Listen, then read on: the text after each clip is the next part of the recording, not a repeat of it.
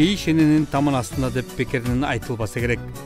Биздин ийгиликтерибизге чогуу кубанып, ар дайым балам деп бизди ойлоп жүргөн энекелерибиздин ак сүтүн актоо эң чоң милдет эмеспи? Бүгүнкү биздин каарманыбыз Мамырбаева Керез апабыздын башынан өткөргөн оор күндөрүн жана балалык кезиндеги кыйынчылыктарын баяндап берди. 48-жылы келин болдум. Turmuşun aynen. Yine tam ölüp kaldı. Çoğun atam. Ölüp kalgandan sonra 8 yaşıman tartı öyle içtegen derim. Baş derip, tetek derip. Buğdaylardan varsın çekirtke cep. Oşa çekirtkege gülün tevet eken. Ana toktayt eken. Anı gördüm. Hangi yeni çok okumuş ettim. Okup telemanım bolgon çok, çokoy çoyloy toguyup, nan degen çok.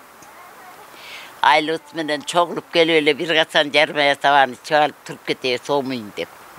Kudaya şunu birdi, bala çaka çok oydu. Kudaya şükür. Eldir. Soğuşta kanday bayağılı baldары gelbey kaldı, tuğandары gelbey, oşular görüp oturmuş da? Oo, anne, bir hakem barıp kayra geldi. Kayra gelip koy çoğulup turganda bala çakası menen 10 kişi olup ölüp kaldı vay. Göçkü atıp, bir aşıp gelatır. Kalkostu malına bağıp barış. İki balası ayalı öt öldü. Oşonta öyle ölgönden mümkündük. Ana çoğ oydu, çoğu ona büyüklerim çoğ oydu.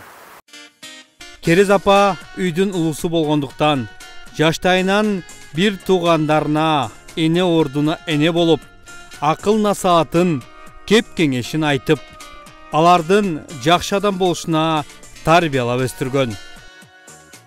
Biz 2-3 yıl 7. sınıf 3 kişi okuduk. Gülüp Ecem ben çok okudum. 2 yıl özün çelesi bir tamda yaşadık. Otumda olsa cahinde alıp koyuyoruz.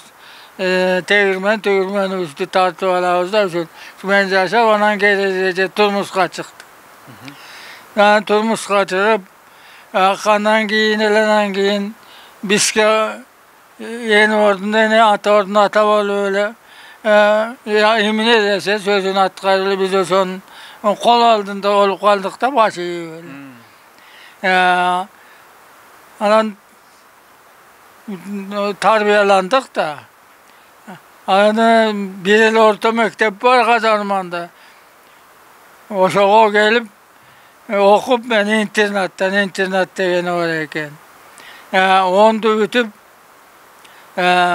o sonunda dediler şöyle geliriz acem eylem mağa baş göz bolup öyle öldüğüm karalaş.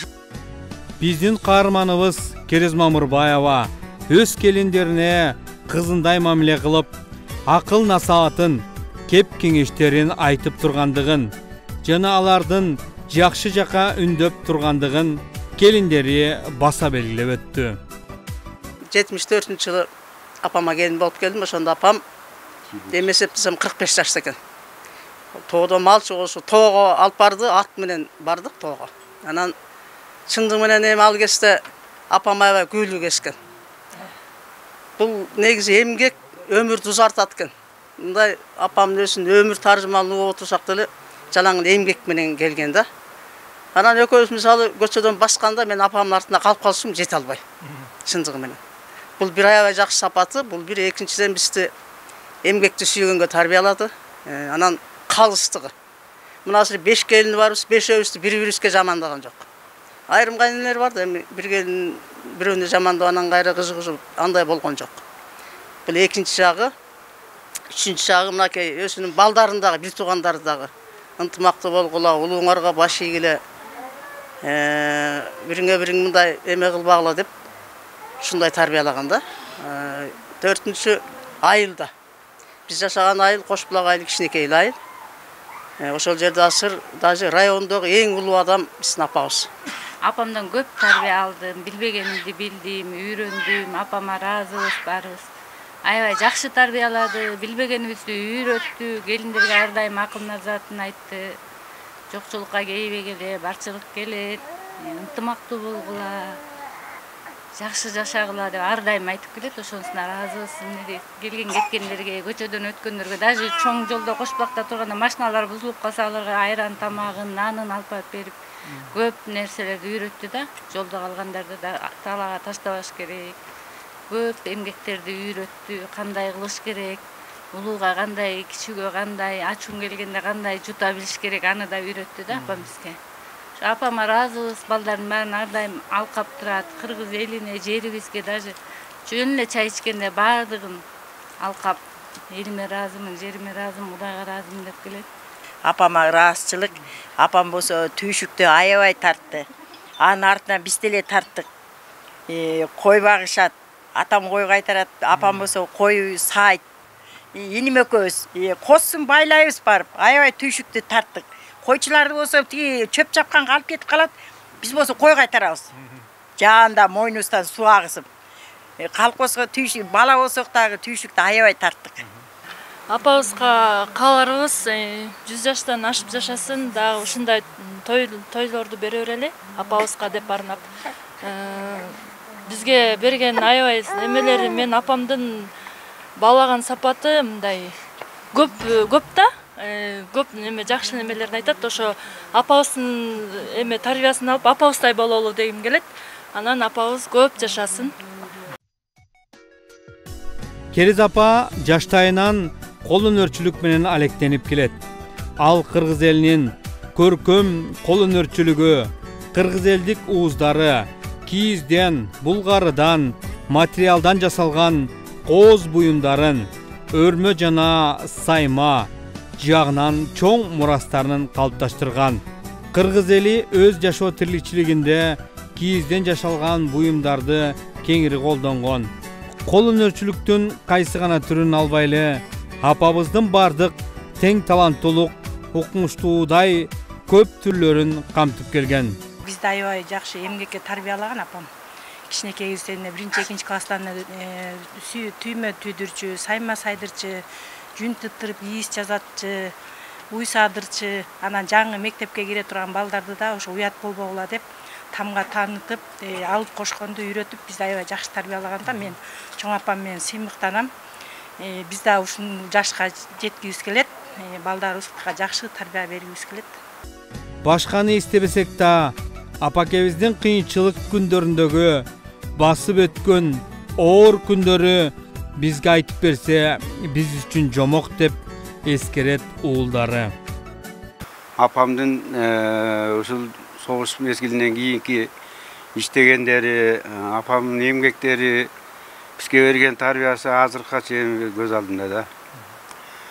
Ошо чоң энебиз да 5ке чыгып, мен 5ке чыккандан кийин өлүп калды 5 Андан кийин ушу апам болгондон чоң атам баарыбыз чогулуп калдык. Анан апам өзгөчө чыйрак мээнеткеч киши эле. Ушу орогорчу, орогоргондо мен чоңуракмын да. Анан карындаш, бул карындашым кичинекей, 56-жылкы болду. Менден 7 жаштай кичи. Анан ошо апам иштегенде желек кылып коюп, анан ошону эметчи. Мен ошондо тиги кичи карындашымды көтөрүп ошол жерде жүрчүмүн да. Ошо карындашымды карачымын.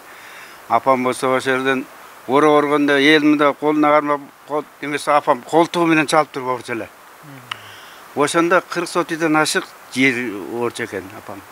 40 сотыйдан мен кийинемесем. Анан ошондон анан коммунистке өткөн апамчы. Коммунисттик партияга мүчө болуп, анан сыйлык алып, анан иштегечи, андан кийин орогоргу чакты, орок башталгыча апам апийимди иштечи. Апийим айдалчы акесте. Анан ошол апийимди аны деген таң сүрүп кичине ааргандан баштап күгүм караңгы айжарка да чейин иштешчи. Апам өзүнүн чыйрактыгынан, атам да мээнеткеч киши болчу. Акесте мындай колхоздо каяш айтып, анан мындай эле, анан мындай барбайм тигүү деген жок болчу да, кайдаса мына атам өзү раматылык айтып калчу. Чочкодон белебен бүт бактым деп. Жылкычы да болгон атам. уйчуда болгон. Койду өмүрүнүн акырына чейин койду көп бакты.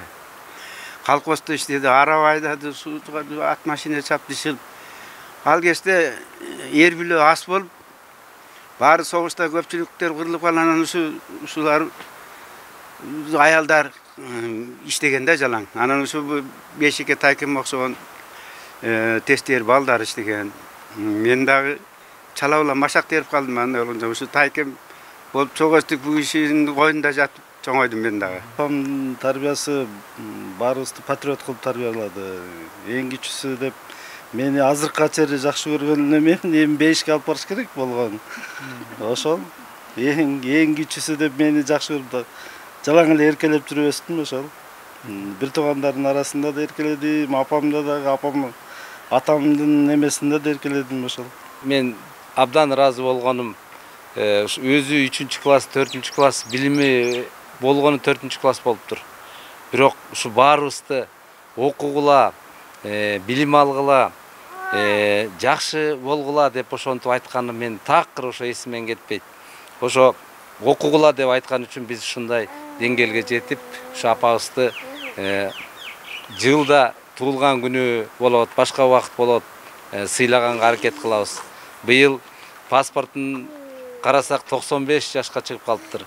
Анан эми ушу 95 жаштын кичине болсо дагы үй бүлөбүз менен, ага тууганыбыз менен кичине бир туулган күнү белгилеп коелу деп ушу сиздер дагы ошого туш болуп калдыңыздар. Ыраазыбыз сиздерге. Ушуга катарлай 96 жаштагы Керет апабыздын балдары бүгүнкү майрамына отурлай куттуктап келишти. Ар бир апабыз жүрөгүбүздө болгон үчүн бардык күн апакебиздин күнү деп ойлойбуз. Сөзүбүздүн аягында апаларыбыз оорубасын, аман болушсун. Кудайым энекелерибиздин өмүрүн берсин. 7-каналдын жалпы жамааты бардык апаларды апалар күнү майрамы менен куттуктайбыз.